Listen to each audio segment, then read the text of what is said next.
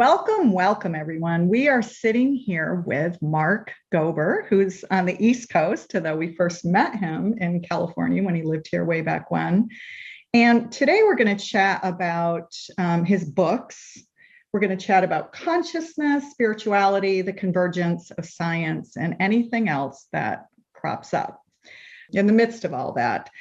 Before we get started, though, I'd love to just tell you a little bit about Mark's background. He's an international speaker, and he's the author of An End to Upside Down Thinking, which I couldn't put down. That's his first book.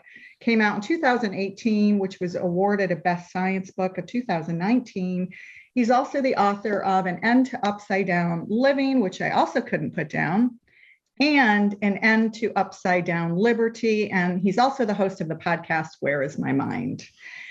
He also serves on the board of IONS, which is Institute of Noetic Sciences for those new to it, and the School of Wholeness and Enlightenment. And he was formerly a partner at Sherpa Technology Group in Silicon Valley, as well as an investment banking analyst in New York, right? So very different background than what you'd expect, right? He's also been named a world-leading intellectual property strategist and is known to be a pretty serious tennis player, a noted captain of Princeton's Division I tennis team. I was on the tennis team in college too, but it wasn't Princeton. But one of these days we're going to have a match. I think one of the something that I always love about you, Mark, is that you're a very humble man, and you're very grounded into who you are as an individual. Have you always been like that your whole life? Well, in some ways, I feel like I've changed a lot in that I have such a different worldview, a much more spiritual one than I used to. But in other ways, I feel like I'm kind of the same.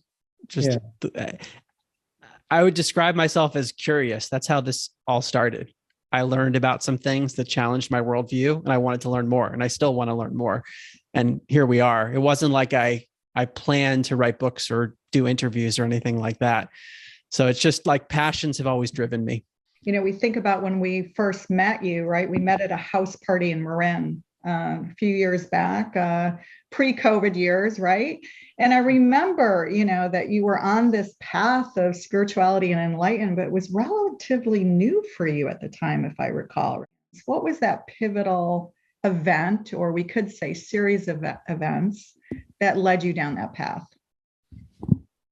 Well, it's sometimes hard to pick a specific point because there was a progression. But like I alluded to when answering Anthony's question, I had a very different worldview before. Like when I was at Princeton working in investment banking, I wasn't thinking about spiritual issues because I didn't think there was any reality to that. I thought that we lived in a meaningless universe. Everything's random and we're going to die, and that's it. And that's just, we have to accept that. That's what I thought life was like. And I think over time, having that worldview became increasingly toxic because I was so focused on achieving the next thing that was in front of me, the next challenge, but I didn't have a sense of meaning behind it. So eventually that's going to lead to bad places. So for me, things started to accumulate in a negative direction when I was just working really, really hard and didn't have much else going on other than work, maybe a little bit of a social life, but I was so focused on whatever deal I was working on. And then some of the deals I was working on didn't go the way I wanted. And then in my personal life, there were some things not going the way that I wanted. Combined with this worldview where I thought nothing mattered, I was in a very lost place. I kept achieving the things that I wanted to achieve, not always, but sometimes I would and sometimes I wouldn't. And then in the back of my mind, I didn't think there was any meaning behind it. So it was like a treadmill. And in 2016, I was listening to podcasts. I was feeling really lost. I would say the year before, 2015 and 2014 as well, it was like building where I felt like a zombie because I was working really hard and didn't know where it was all leading. And I was listening to podcasts, I wasn't trying to change my worldview, but podcasts were newer at the time. And when I first became exposed to them, I thought, well, this is so cool. You can listen to people talk about their areas of expertise, and there's so much content here. So I was listening to business and health shows, and there was one health show called Extreme Health Radio that I was listening to, and I heard a woman named Laura Powers, who was she was the next one in the queue. It wasn't like I sought out that particular interview, but she claimed to have psychic abilities. And she talked about how she worked with clients with these abilities and how like angels talked to her. And previously she had a more serious profession. And she was talking about all this with a straight face. Like, so I wasn't really sure what to make of it, because like either this woman is totally delusional. She doesn't sound like she's lying. She sounds like she believes what she's saying, or maybe there's a reality to it. And it was a lot to take in. It wasn't like my worldview shifted on the spot, but I was really intrigued.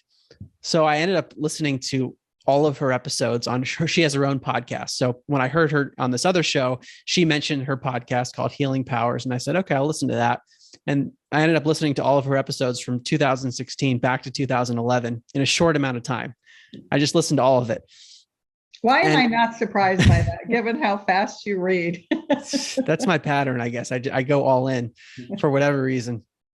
But it was challenging my worldview, because I was hearing many people describe a worldview that was very spiritual, described something where there's actual meaning to life after death, reincarnation, those kinds of topics.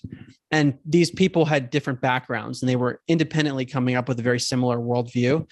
So then I started to look at the science behind it and realized there was a whole body of stuff that I had no exposure to before, and combine it with quantum physics.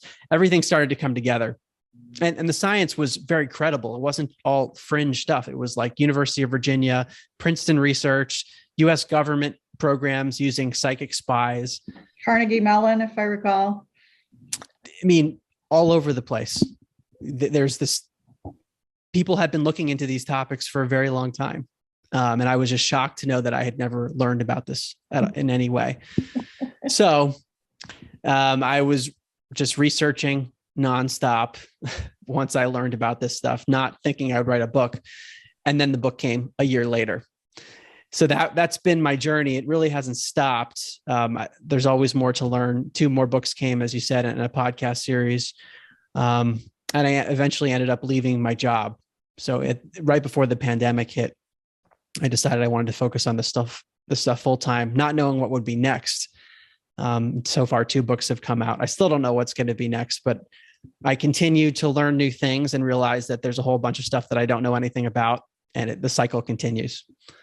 I think one of the most amazing things, right? And I've, we've been, obviously we do spiritual work, as people know, but also have been in the world of business and tech for a very long time. And I've come across and worked with a lot of authors and speakers over the years. And, all I can say is like, wow, how quickly, right? You came up with this game plan of these, the triage of books, right? We ran into you at this party. I think we, had a session with you shortly thereafter, and then forward wind the clock, a year later, we see you at IONS. You're not just at IONS, you're speaking at IONS. And then a few months later, you're speaking at the SAM conference, mm-hmm. which we've been going to for more than a decade. And there you are on stage again. And we're like, this guy moves fast. One of the things that I really love about your books and your work is that first of all, it's brilliant, because you don't profess to be an expert at quantum physics or spirituality or the Vedas or, any of these esoteric topics across cultures. You don't profess to be, an expert in telepathy or remote viewing or any of these things that you've talked about, but you have this amazing ability to distill research and then curate it, right? Soup it up in this like perfect blend of amazing content. Right. And that's kind of, just as a preface, so people can really understand your triage of an end to upside down series, which is an end to upside down thinking, living, and liberty, in that order. So first, we just want to say, wow, brilliantly done. What was the biggest aha moment, right, as you started down this rabbit hole of new thinking, right? And you certainly curated the best of the best. What was the biggest aha moment early on? I've thought about this a lot to try to trace the steps, how I got here. I think there have been a series of paradigm shifts, some bigger than others. But as I sit here now, there was one of the episodes I heard on Laura Powers' Healing Powers podcast. And this is after I had heard, I don't know, maybe 30 of them. And there was a man named Paul Davids that she interviewed, who went to Princeton like me, was a psychology major like me, and is a filmmaker. So I think he was the producer of the Transformers. And so he's in that world. It's not just very credible guy. And he was talking about his experiences with his deceased colleague and ended up doing a docuseries on it and wrote a book called An Atheist in Heaven. He had some wild stories where, so basically his colleague, he and his colleague were talking about life after death, and his colleague, who then passed away, said, look, I don't think there's any life after death, but if something happens, I'll drop you a line. And then he passed away, and then crazy stuff started happening to Paul, and he documented all of it. One of them, the most striking case, was he was looking at papers in his home in New Mexico by himself, and he left the room and came back, and there was wet ink on the paper, and a few of the words were crossed out with this ink, and the words that were crossed out had meaning. So not only was there this weird ink blot, but there was meaning to it. And then he sent the ink to a chemist, and they couldn't figure out the composition of the ink. So like wild stuff. And I'm listening to him talk about this after I was already pretty disoriented from hearing other people. And I remember I couldn't move, and I was looking around because I'm like, are there spirits everywhere that I can't see? So that was a big one for me. And then shortly after that, I remember listening to a bunch of podcasts on a trip to Korea, a business trip, and just getting off the plane and being really confused. And then shortly thereafter, going on another trip from California to the East Coast and reading Robert Schwartz's book, Your Soul's Plan, about pre-birth planning. Great book. I mean, so my head was just all over the place in a very short amount of time. And it was in many ways unpleasant because I was already really lost in my life, like professionally, personally. And then this worldview shift was happening. I didn't know what to make of it. No one that I knew personally was interested in these topics. This is so foreign. I didn't know there was a whole world and a community. So I bet that led you to the Newton Institute and the work there as well, because I think that's Robert's lineage, right? The in between transgression, like yes, yeah. I think he was trained, or he was in that lineage. But then I started to see there were other people. For me to come across that information, it was so mind-blowing. The possibility of previous lives, pre-birth planning, that there was something before this life, a memory that I don't have. Like my head was just spinning, and it became really hard to focus on other things. I would go back to work or like do stuff with friends, but my mind was in this space of wanting to understand what was going on. Like, is it possible that we have an amnesia to a bigger reality? Whoa, if that's true, that's like, what are we doing on this planet?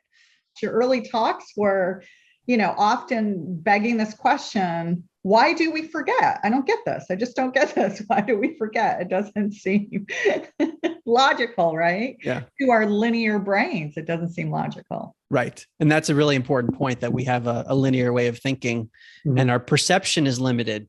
Like our eyes can only see a small percentage of the electromagnetic spectrum. There's lots of waves out there that we don't see, for example. And it's sometimes hard to remember that because we're in this body that has a particular way of perceiving, and we think we're at the pinnacle of human understanding, and that people in the past, they were just really primitive. And now we know what's going on.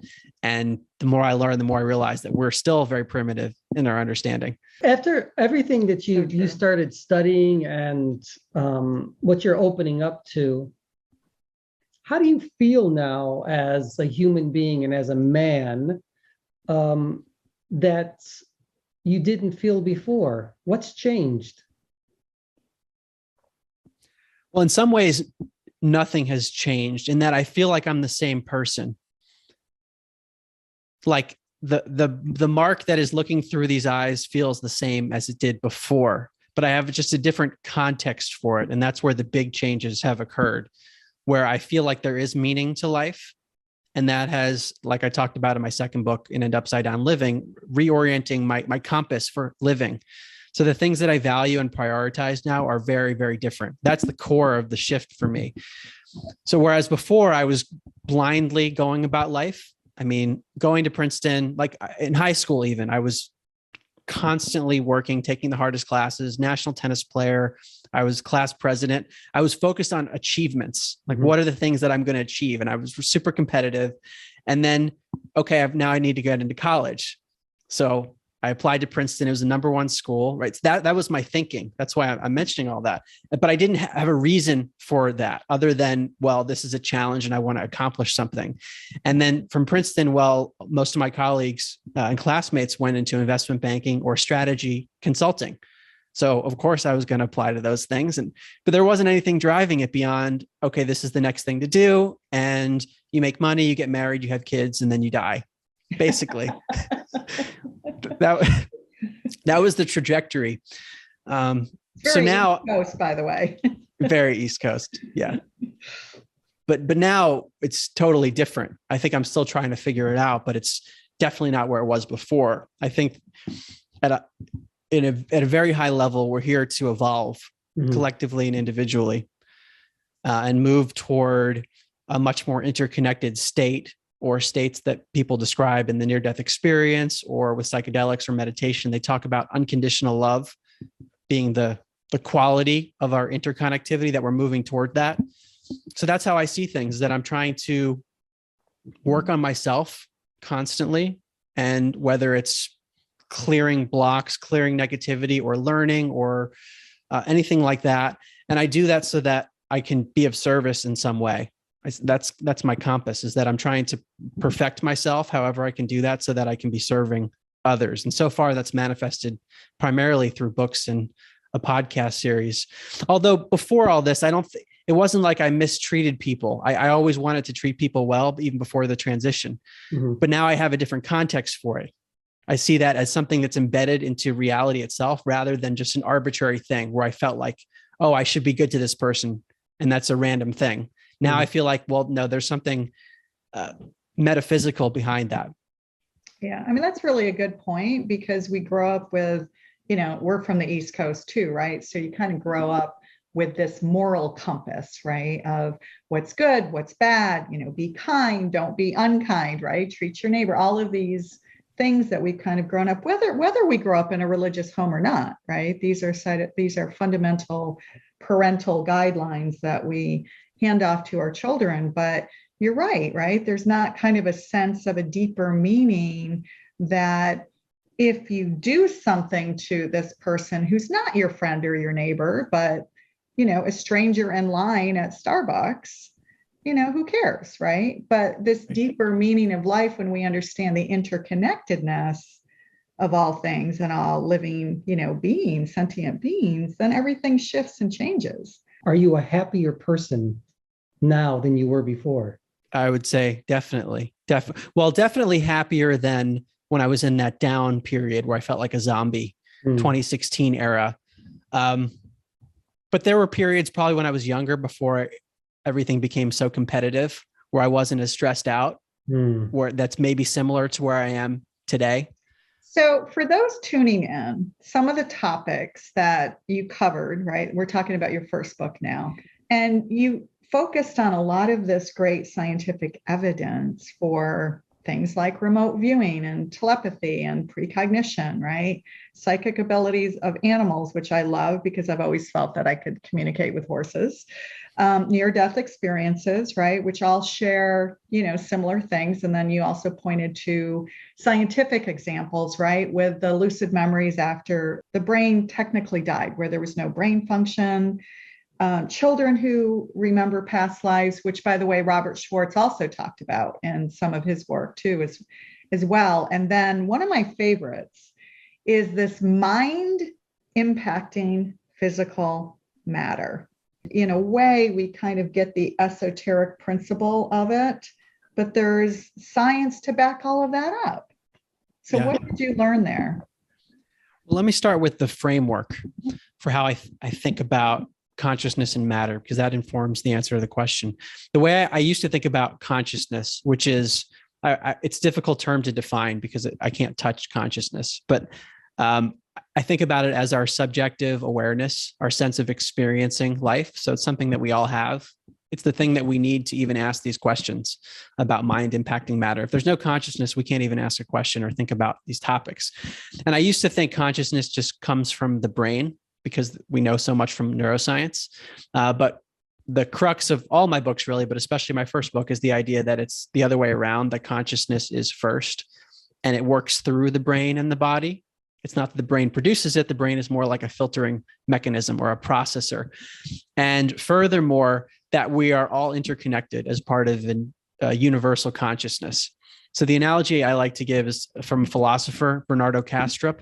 He says that we're whirlpools within a stream of consciousness. So we have a sense of being an individual, but we're interconnected through the stream. So if all reality is just consciousness, if we accept that to be true, just conceptually, then there isn't really anything physical. We only perceive it to be physical and we interpret it that way. So when I touch my chair, a whole complex set of things happens where I interpret, oh, this is a physical thing made of solid atoms, et cetera.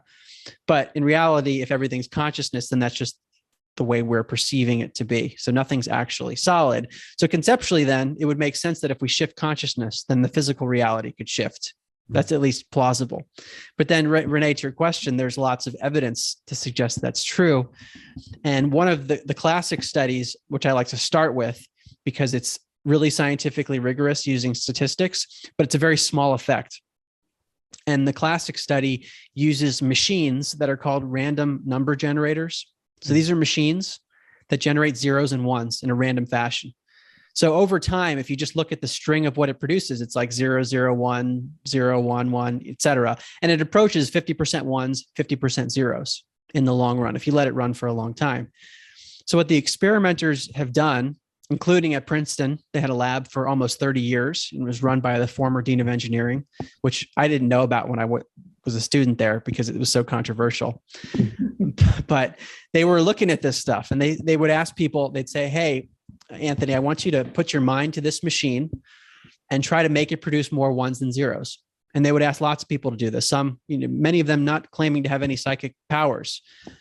And what they would find is that the machines behaved non-randomly. So they would generate slightly more ones than zeros if they asked people to put their mind to it. And it was a very slight effect, like I said. So you needed statistics to see that there was something happening, but it was statistically significant, meaning it's beyond what chance would predict something was happening. And that's very significant because in other areas of science, when you have an effect like that, it's like, okay, something's happening. There's an effect causing it to deviate from chance. So that suggests alone that the human mind is capable of impacting the physical world, even if it's to a tiny degree. And then there are more anecdotal cases of people being able to like bend spoons or materialize things out of thin air, which are more difficult to study in a lab, but there are many reports of that as well.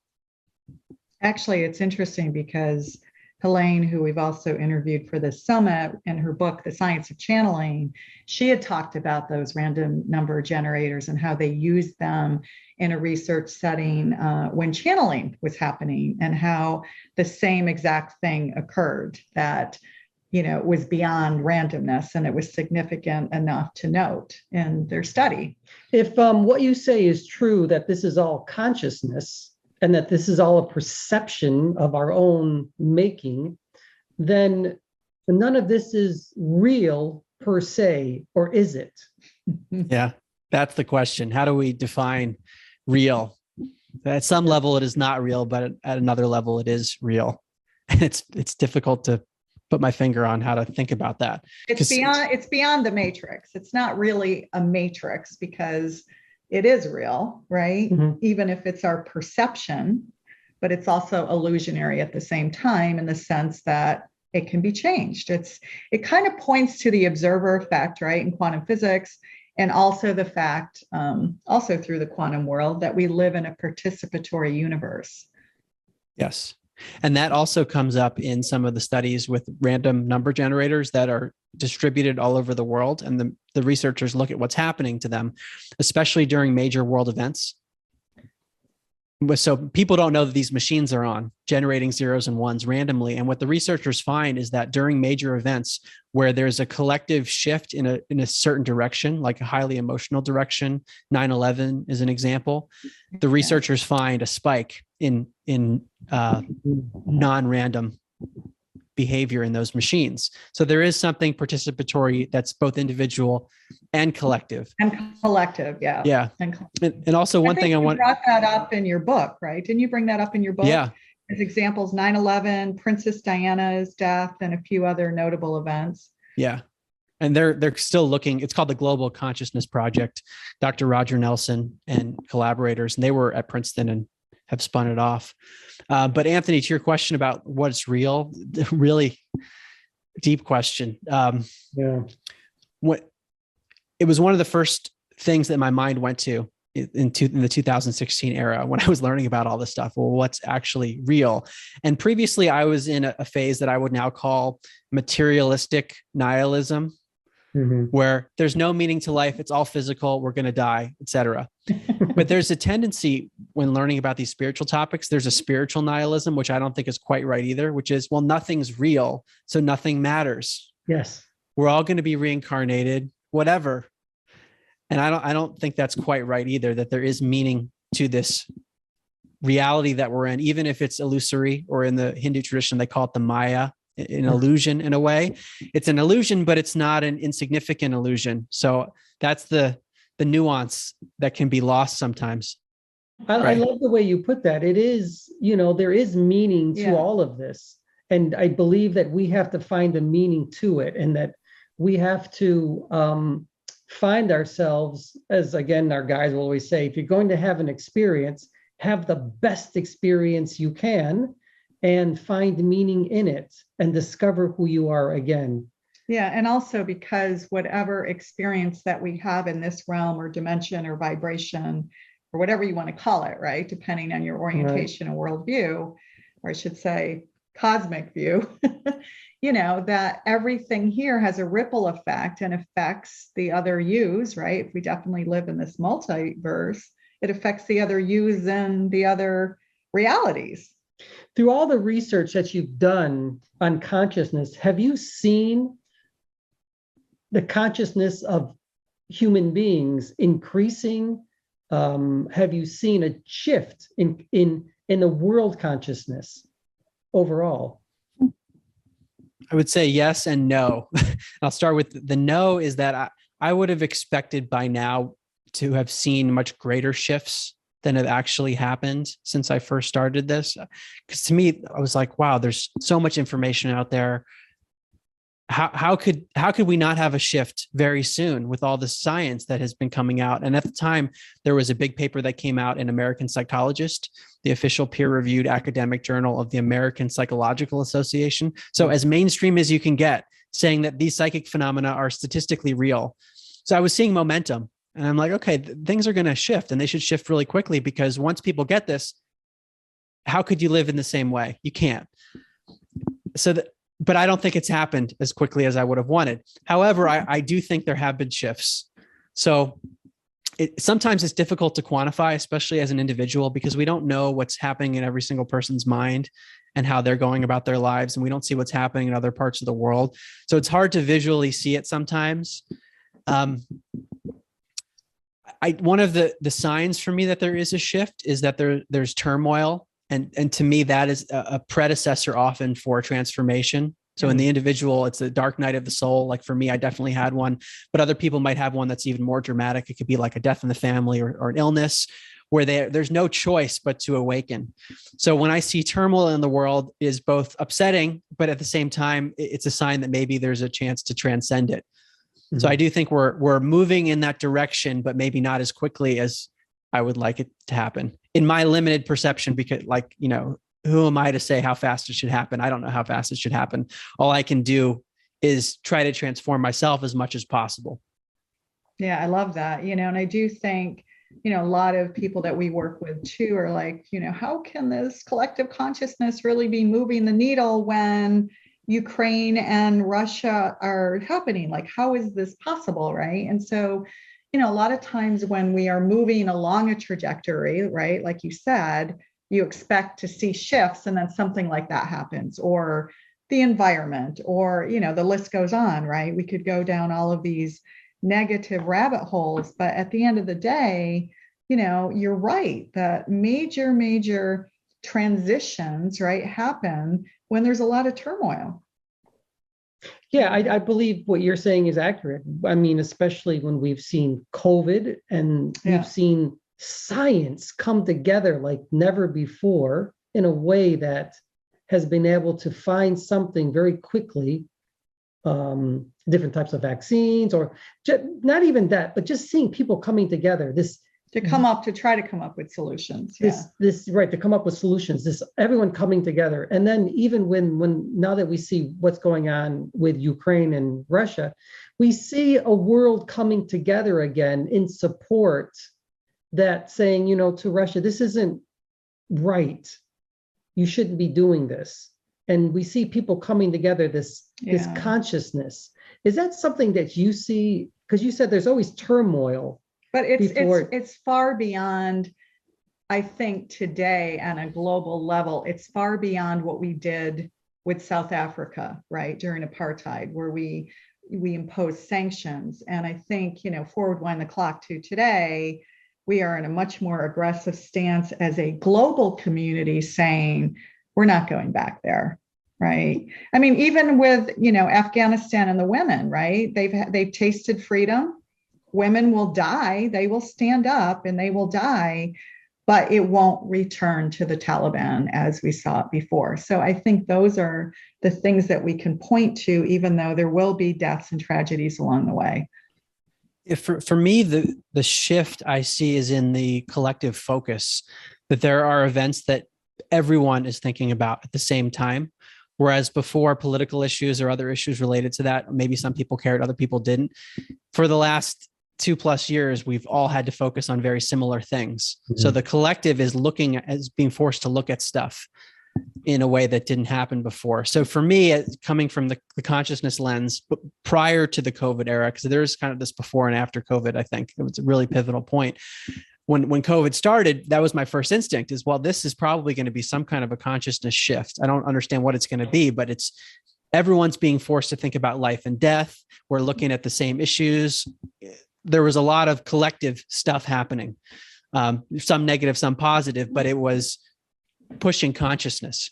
And along those lines, I think this idea of like you mentioned, spiritual bypass before, Renee, to me, that occurs on a individual level and also a collective level of having to acknowledge darkness that exists collectively on the planet and probably in the broader universe.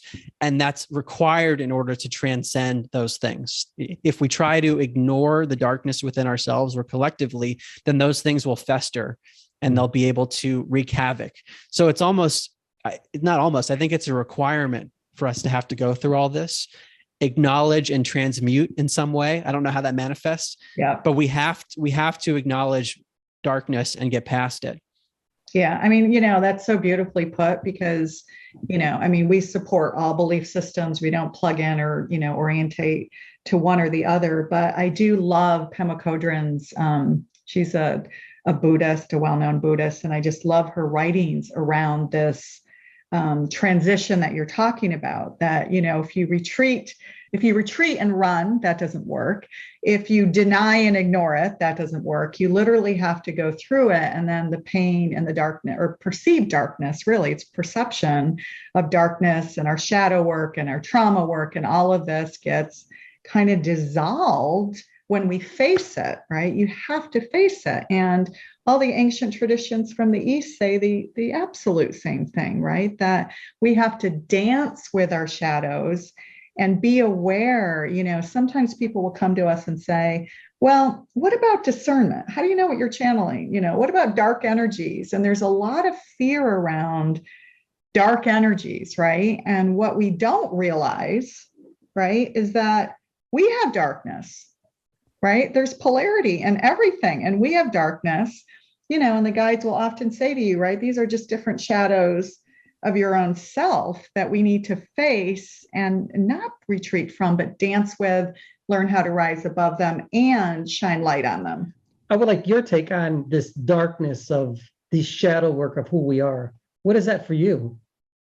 What sense do you make out of that? I think it manifests in a variety of ways, and for each person, it might be different. So on an individual level, it might be clearing trauma, past trauma from this life or past lives, or who knows what, that something that has not been resolved. And it's like, well, I don't want to think about that. That was a long time ago. And yet there are still effects on the personality. And then also along this line of the personality of looking at where there are imperfections in the way we act individually or things that still trigger us. So looking really hard at those things that we think are not perfect yet individually. And then on a collective level, it can manifest in so many different ways. It can manifest metaphysically, like metaphysical evil, or it can manifest through various types of conspiracies or people getting together to do things that are not good, which has happened throughout human history. So there's a spectrum of how it works, I think. But even the topic of good and evil is a tricky one. At some level, there is no evil. There's no darkness. Right. That's the highest level. It's only unconditional love. But to ignore that is also not true, because there's lots of suffering that comes from evil.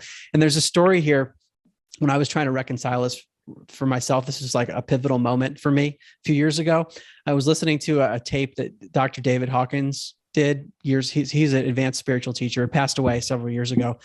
But there was a clip of him, I don't know, it was a long time ago, talking to, I think, a Buddhist monk about this very topic.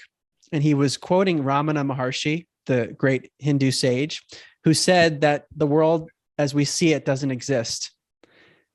And that's very true at a high level, that there isn't even a world here. It's just all illusion, or it's all Maya.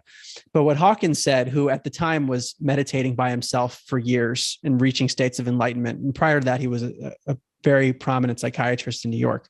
So he left society to meditate and bliss out and get into the state where there is no world. But he said, look, if there's a lot of suffering in the world, and not everyone is perceiving it that way, as there is no world. They're perceiving it as there is a world and I'm suffering greatly. So what Hawkins said is that even though Maharshi is correct that the world that we see doesn't exist, it would be a spiritual error to ignore the suffering of others. And therefore he came back to society and felt like he needed to make a contribution. So there's this interplay of no evil, but there is, and there's a responsibility in whatever way we can to try to rectify the situation. I love that. Yogananda also speaks to that, right? Yogananda talks about this world isn't real. And this can manifest in very dramatic ways for people that claim to be highly enlightened, like spiritual teachers. And this happens where someone is very advanced in certain ways, but then the person is like sleeping with students or laundering money. Usually it's sex, money, and power are the three ways that people go wrong at that very high level. And that often indicates that that person is enlightened in certain ways, but has not cleared something. Something is still, has been bypassed. Yeah, that's really interesting. These people are doing this incredible healing work, but then at this particularly human level, this vibration, this earth that we're inhabiting, something is going terribly wrong when I think of John of God. And I can say, as a channeler myself, I think the universe, that I do have Renee here. She is definitely a grounding cord. She is definitely that balance, because I can see how this power can get to you. And the guys will always say, stay humble. Whatever you do, stay humble. And have discernment. You're reminding me of another David Hawkins story, when he said he claimed he was reaching these higher and higher levels of consciousness and blissing out. He was at a place, I guess a non-physical place, where he felt like it was just him. There was just oneness. And he said that this voice or a knowingness came to him and indicated to him, you've transcended all of your personal karma. You're super enlightened now. So all power is yours. You have power over all. Take it. And it was basically this test. And he said, wait a second, no, I'm not going to take that, because I am everything. So why would I need power over other people? And he rejected it. He called it the Luciferic temptation. He claims he was shown the people that took the temptation in those who didn't in the past. So those who had advanced the next level of enlightenment or whatever that is, and those who were at a very high level got to where he was, but said, yes, I want the power. And he claimed that those people had some kind of a horrible karmic fall, meaning they had to start over again or something. So it is a theme that I've seen, that the consequences are greater and greater the more quote unquote evolved we become, because it's almost like you should know better. And if you make a mistake like that, then it's much more serious than if you were more ignorant to what reality is. Yes. So actually, that very example was brought up in Yogananda's autobiography. For those who have the the resilience and the patience to get through all 500, 600 pages of it or whatever, there are some really great examples of all of these different stages that he felt he had to go through with his mentors and his teachers, where there were these tests. As you evolve, you're becoming more and more. And I want to say, it's funny because when I channel, the being that always comes through to you is Thoth. Yeah. And this is like this super highlight, highly intelligent, erudite being, and they always relate that to you, that you are this Thoth energy. Research, knowledge, writing, curation, content, arts, philosophy. That's the archetype of so this. You are becoming this, literally, this Thoth energy, and we see it now more and more the more you speak, the books that you are creating, everything that you're doing. Again, I'm going to ask you, how do you keep yourself grounded into Mark Gober? How do you do it now? Because you're becoming more and more known. Well,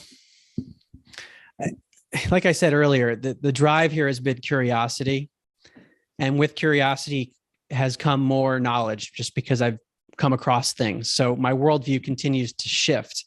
And I almost don't feel like I'm doing this. Yeah. I feel like I am in many ways. It feels like there is a Mark that's doing it, but I'll look back after just having written a book pretty quickly. And I'm like, whoa, did you really do that? So I know there are greater forces involved. And when that happens, there's an automatic sense of humility, because it's not Mark that's doing this. I'm just opening myself up to be a vehicle to do this.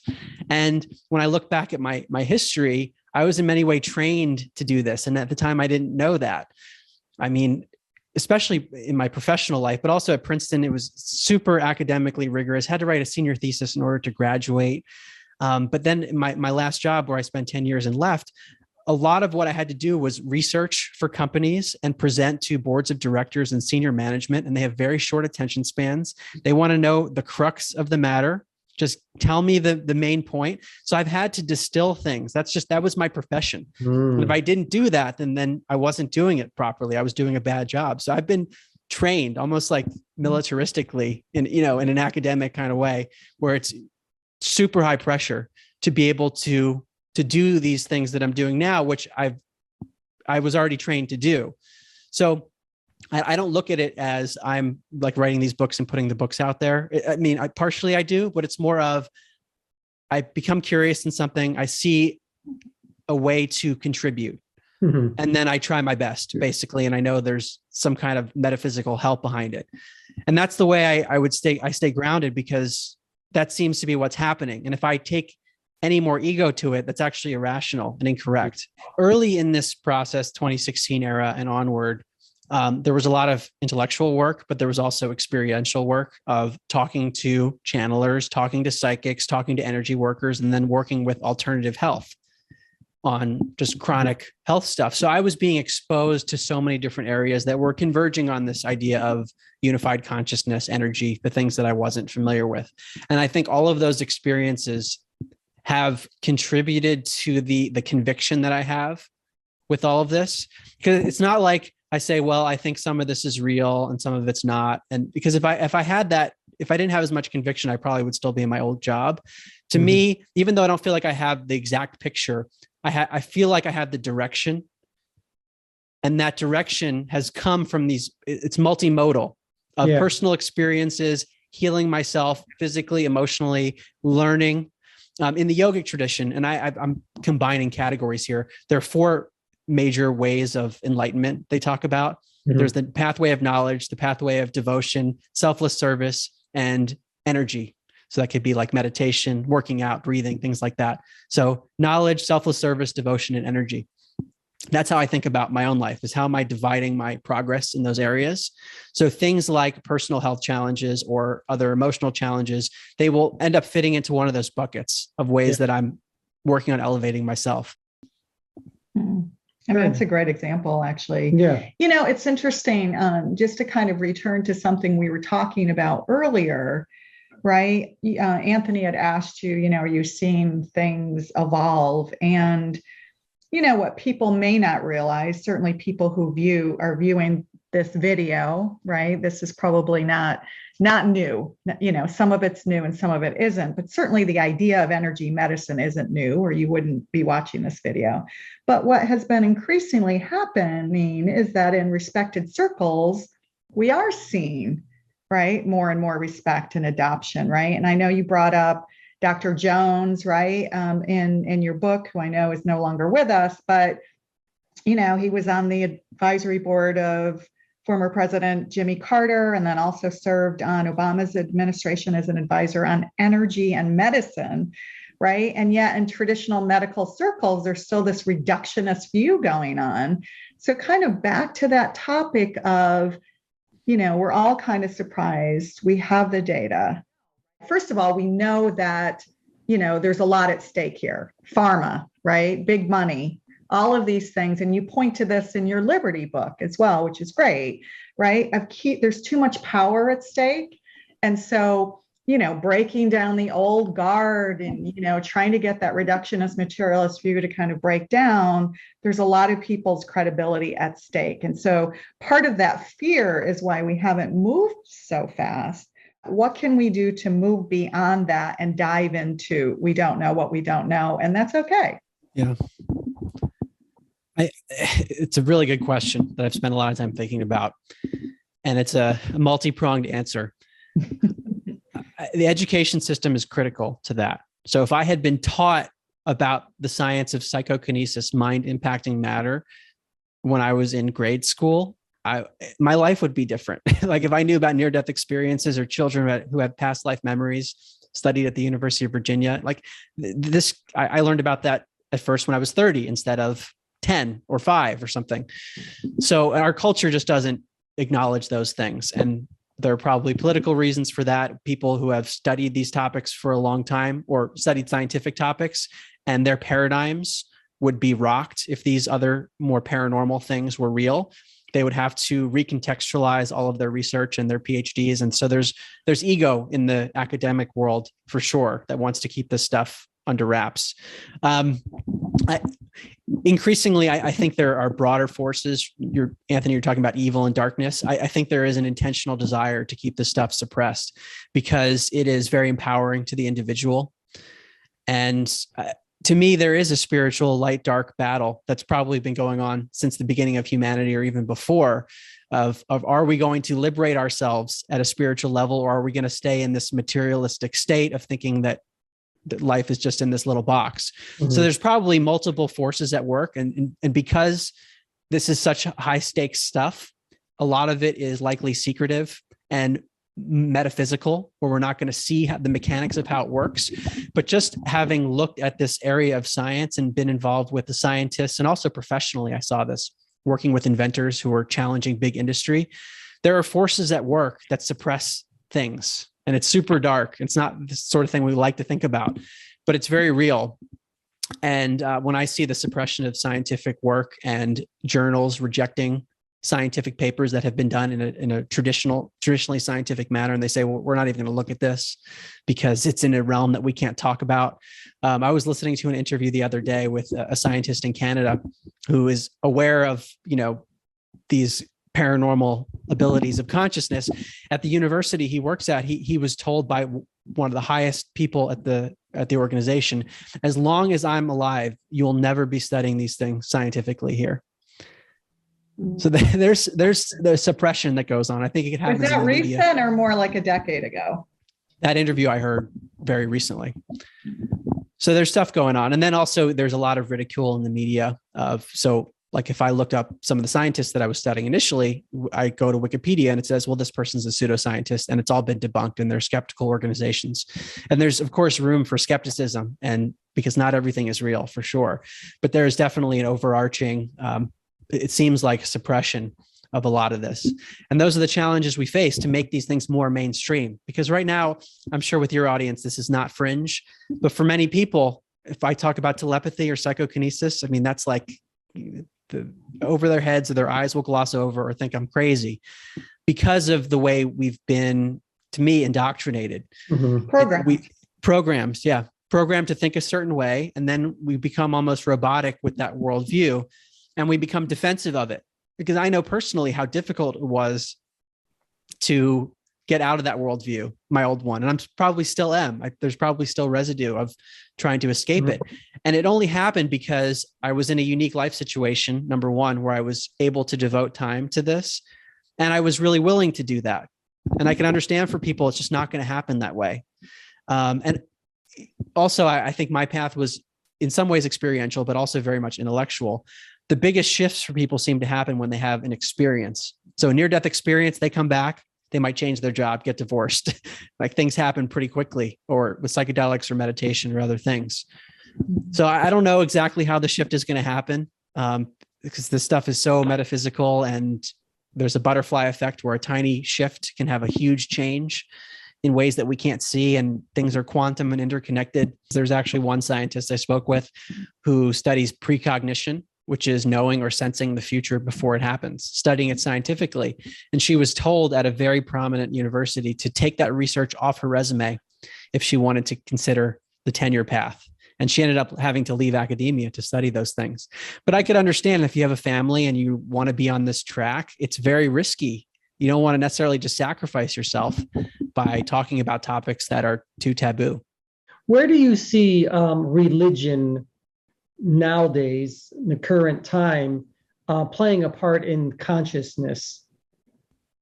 Well, I'm glad you brought up religion, because I've been referring to indoctrination through the lens of this materialistic, random, meaningless universe perspective. But I think there can be misleading elements of religion as well, even though there is a lot of spiritual truth to me. In the little that I know about religions, they do tend to talk about life after death, the continuation of consciousness, these paranormal things being real and not paranormal. They're actually just part of reality. And they, especially the mystical traditions of many religions, if not all, talk about an interconnectivity, that we're interconnected. So I think there is a lot of truth in religions, but the way the institutions implement it and some of the rituals, I have questions about. I don't know the truth. I mean, but I can tell that in some cases, there seems to be like the institutions can be using their doctrines for power or for money. Mm-hmm. And it makes me wonder if some of the rituals or doctrines are purposely incorrect to mislead people. And it probably depends on the religion, depends on the specific circumstance, but I tend to be skeptical. That's my initial reaction. It's like, I would want someone to prove the religious aspect to me first, because I know that there is this potential for manipulation. And I do wonder if there is a manipulative force, which I think there is in the universe. It can work its way through different avenues. And like the religious path to me is closer to the truth than the materialistic path. So it's on the way there. And similar to the way that David Hawkins was tested, it might be like that, where it's you're on your path, but now we're going to distort spiritual truth. We're going to give you 90% correct and 10% is going to lead you on the wrong path. And I worry about that with some religions. That leads us into the fascinating topic of local and non-local consciousness. So, we could look at that from both a spiritual perspective and a scientific perspective. What's your take on local versus non-local?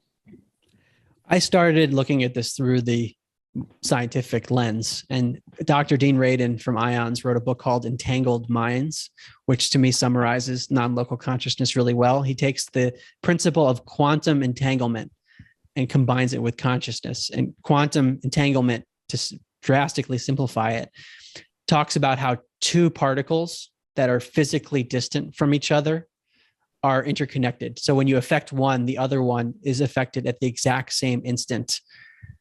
which is mind-blowing because there's a lot of space in between those two particles. And yet there's an instantaneous reaction. And Einstein called this spooky action at a distance. He said the speed of light was the fastest that anything could travel. And yet there was an instantaneous connection, which seems to happen regardless of space and time. So this wild phenomenon of non-locality, when two things are not in the same space, there's a connection there. And when looking at phenomena like mental telepathy, for example, or other psychic abilities, remote viewing. So that's seeing something with the mind that's far away. These things become very much possible. It's that consciousness is not stuck in our skull. It's not localized to this body. It can be anywhere, independent of space and time. Interesting, you mentioned space and time. And because, again, as we channel, what comes through would say the same thing. Instead of seeing yourself being in space and time, view yourself as space-time continuum yourself. They'll say, you think you create portals, but you are the portals. You are the space-time continuum. You don't occupy it. You are it. Well, it's such a paradigm shift. Yeah. The reality of these things. I just know so many people that are extremely smart intellectually, and they know how big it would be if remote viewing were to be real, for example. And there's just so much resistance to believing it, let alone what Anthony was describing, that we are space and time are us effectively as an individual. That's the next level.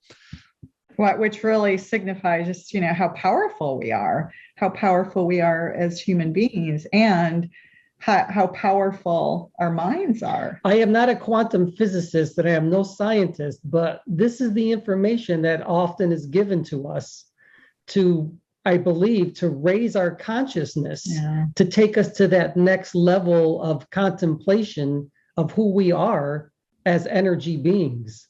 It gets us past the limitations of our perceptions and what we've been taught. And it's a constant battle. Also because of our biology, just innately, we're programmed to perceive things in a certain way. So Anthony, when you mentioned profound ideas like you just did, it takes us out of that limited mindset, which I constantly have to try to bring myself out of as well. And then there's the paradox of it, which is, yes, we are space and time and the portal at one level. And at another level, I'm Mark sitting here where it doesn't feel like any of that's true. And I have to operate in this world and eat food and go to sleep, et cetera. So holding that paradox, these two contradictory or seemingly contradictory ideas together, it becomes more of a habit once you get into this realm. You mentioned something about animals and research with animals. What was some of the research that you found about consciousness for animals themselves? What was that? Yeah. I'm often asked this question because when I start talking about consciousness, some people will say, well, do animals have consciousness, et cetera? And my feeling, even before becoming interested in these topics, is that they do have consciousness. They're just a different vehicle. And I definitely feel that way now. But in terms of the research, Dr. Rupert Sheldrake is probably the most well-known in this space. And he looked at dogs that know when their owners are coming home. And the way he did this was by having a video recorder at the home when the owner was away. And he would control for all the things that a charlatan could have done to try to fool people. So he would send this person, the dog owner, away from home, miles away at a randomly selected time, not in her car, for example. So all the things that a skeptic would say, he would control for those. And what he found is that the dog would go to the window waiting for the owner when she was on her way home. And he has a video on his website that goes through one of the trials. And you see the dog go to the window when the owner decides that she's going to walk to the taxi to go home. So it's like the dog picks up on the intention of the owner and then goes to the window. And he ran the statistics on this, and the dog goes to the window more often when the owner is coming home in a statistically significant manner. And there have been other studies like that as well, which it makes sense. If you think humans have those abilities and animals are other types of living beings, then why couldn't they do that too? Yeah, Sheldrake's most known for his work with morphic resonance. So that actually makes sense, right? Supporting the research that if we are connected to the entire universe, but that comes from the still point, the omega point, right? That still point when we're not in our heads, we're in our heart place, then of course it makes sense that they would be more intuitive if they're always in the present moment. Right. You have mentioned earlier about this forgettingness, this oblivion of who we are that we forgot. And why are we experiencing this again? Why are we experiencing this again? The best I can come up with, this is a theory, that we're here to evolve and work through karma, which is just another way of saying evolving. Mm-hmm. And the way I come to that inference is the reincarnation research. So University of Virginia, children remembering past lives, right, and having birthmarks and physical deformities that align with how they died in the past life. Very compelling stuff. If you combine that with the life review research in the near-death experience, so a person is in cardiac arrest, clinically dead, they have this elaborate experience, immersed in unconditional love. They see things in the room that the surgeon later says, yeah, that is what happened. They see it from above their body, crazy stuff. But often they report a life review where they relive their whole life and they relive the events through the eyes of the people that they impacted. Or even sometimes they feel the indirect effects. So if they treated someone poorly, they'll feel that physically as that person, or maybe as the person that was then affected later on. Mm-hmm. So that is very suggestive of a learning process. If you combine it with reincarnation, it's like, oh, well, we get to see how we do after life. If you believe in the life review, it's almost like a self-evaluation. And that's the way people describe it, is that they get to observe how they acted. And they say, well, I should have done better there. I should have treated that person better. Then we have an opportunity for the whirlpool to be recycled, so to speak, to have another chance in a body to maybe do better. And maybe even beyond that, there could be a purpose to each of our existences that's beyond karma, or maybe it's related to karma, where we have something specific that we're here to do. Why we forget these things, that's the big question. Some would say that we forget it so that we can learn more. And if we knew it's like taking a test in school. If you knew the answers, you wouldn't actually learn anything. And that's our test, is to have forgotten, but then act well in that state of forgetting. Mm-hmm. And I say all that because that's where I've come out philosophically, but I'm getting more and more frustrated with it. Like, why don't I remember? I want to know, were there past lives? I want to know what they were. I want to know why I'm here. I have maybe hints, but I don't know for sure. Even if we don't have a specific memory, we might feel the effects of the memory, like with traumas. And we see this a lot with children with past life memories. They might have a fear of something, or something they're really drawn to that is correlated with their past life. So all of us who might not remember our past lives, there might be things that we like or dislike in our lives that are a result of that previous life or previous lives. So there's a residue. We don't necessarily remember the source of it, but it is impacting us. Like a fear of drowning. Yes. Yeah, exactly. That would probably be a great. Do you believe that we live in a multi-dimensional universe, and that we are multi-dimensional beings? Multi-dimensional universe, definitely. I think there's intelligences in many dimensions, and the word dimension is even hard to define. Yeah. But I think there's stuff going on beyond what our eyes can see. That's how I look at it. And there might be different levels to that. Like in a near-death experience, people are in a different dimension. Like people talk about with DMT, the psychedelic, they're in a different world. So to me, there's a lot of evidence suggesting we're in some kind of a multiverse. That's probably the term physicists use, and physicists would agree with that. Are we multidimensional beings? I've heard a lot of people talk about this. I don't feel like I understand it. At one level, we're one consciousness. There's no individuals. And so if I'm Mark and the one consciousness, then I'm by definition multidimensional. The question I think you're asking, though, is the layers in between that, which I often hear people talk about, like a higher self, or maybe aspects. I've heard of split incarnations, even, where you are literally, you might coexist at the same time in different bodies as a soul. So this is probably a very complex thing, the mechanism of our existence and reincarnation. And I don't feel like I have a grasp on it. What I've always been shown, and what they show me, is an essence, a being of infinite possibilities and probability. And just like, it's almost like we're just threads of energy having experiences over all different types of dimensions. And that's what they're always showing me. And again, it's very difficult for me to put my head around this because I'm not a quantum physicist, I'm not a scientist, and they're trying to show me these things that it's very difficult to comprehend. Yeah. Yeah, but that we are multidimensional in the sense that we are having other experiences at the same time, which is really hard to get your head around.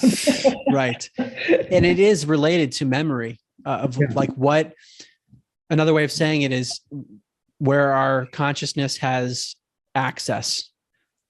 Yeah. Yes. Where that we have a limited access right now in this conversation. I don't feel like there's any other existence. It's just this moment. And I can think about the past, but it's really a thought in the present moment. But that's just where my consciousness is focused. So it is possible that there are things beyond my focus that exist. Well, lucid dreaming, right? That's really us bilocating and trilocating all the time.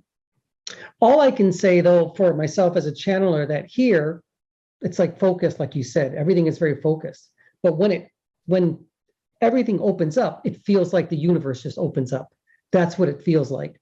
It feels like you are here and everywhere all at the same time. It's expansive. That's what it feels like. Yeah. And it's definitely, there's no drugs involved. It's just, it is pure bliss. I can tell you that.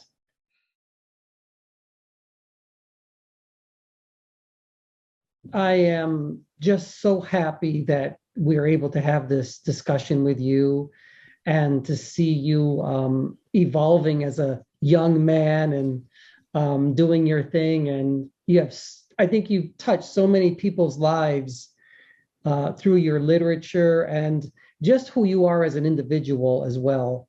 And I'm just so happy. I'm going to say, Om Shanti Shanti. I feel blessed that I'm able to know you personally and just be a part of your own energy field and a part of who you are as a friend and as an individual as well. Yeah, I feel the same way. And I think, I'll just echo this as we kind of come to a close. I mean, so certainly for us in any curation process, and this summit is a curation process, is that, at least for us, ethics is very important. And I know that you share that too, the ethics and the morality, however you want to define it, but that you're true to yourself, and I think it takes a bold human being to be bold and speak their truth. And I hope that those who are listening, even though neither of us are MDs and neither of us are scientists, we hope that at least being bold and are coming from our own scientific and technology backgrounds, which all three of us have, and now moving into this new territory, our hope, right? And, watching Mark's path and the bold moves that he has taken, that more people will feel confident and feel like, okay, I can go this path and I won't be alone because there's other people out there who have gone to Yale University and who have been investment bankers, right? And who have done all of these other things previously in their life, and it doesn't have to be an either or, right? And I think that's the big message here. It's not about denying science and supporting spirituality. You don't have to have a check box over here and can't have the other. They are one and the same, and that's, I think, the big takeaway here is that they're cut from the same mold, just using different language to get there. Yeah. Well, the way I look at it is I'm interested in what's the nature of reality. Who are we? Why are we here? And however we get to that, whether it's through traditional science or through other means, that's what I'm personally interested in. And I think once the compass is set in this direction with the moral principles that we've talked about, there really isn't a choice. It's a duty or an obligation. Yeah. Where, like with this last book, I knew it was going to be controversial. I knew it was going to lose people. But to me, at my core, the fundamentals are morally aligned with the way I look at life. And for me not to express that would be really bad. Mm-hmm. So that's how I look at things now. So we call it soul alignment. So lastly, as we wrap here, 2 words, what's next for you? Is there anything that you would want viewers to know about that's coming up? I know you're speaking at a conference. Anything else? Is the podcast still going? Is there another book on the way? Well, first, I want to thank both of you for having me and also just for being great friends. I appreciate your kind words and echo them back to you. I just feel so lucky that I've met the two of you in my journey. Oh, thank you. Yeah, I first want to thank you, and I appreciate all that you're doing.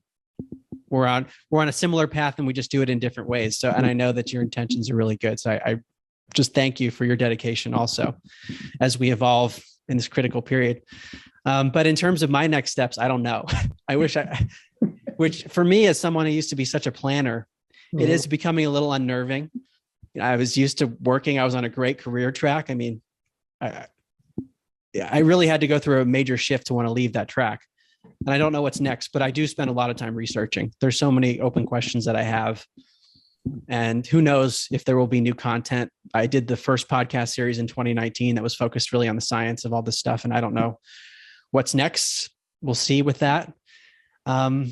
But if your listeners and viewers would like to learn more, first of all, thank you to them for listening this long. We've had, I think, a wide-ranging conversation. Wide-ranging. We've been all over the place.